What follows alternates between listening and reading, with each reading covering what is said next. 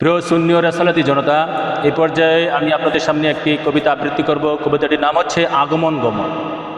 কবিতাটির নাম হচ্ছে আগমন গমন।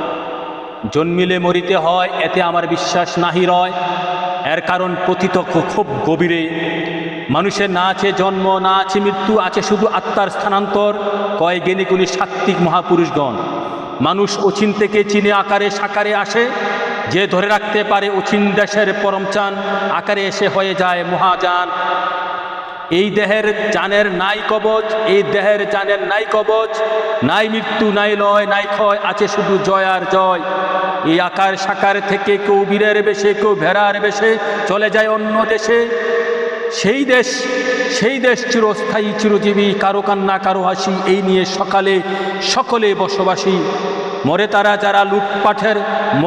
যারা লুটপাটের রাজ্য কামায়, মুনাফিকের দিকে হাত বাড়ায়, নবী রাসূলের মান কমায়, আল্লাহর ওলিদের শত্রু হয়ে দাঁড়ায়।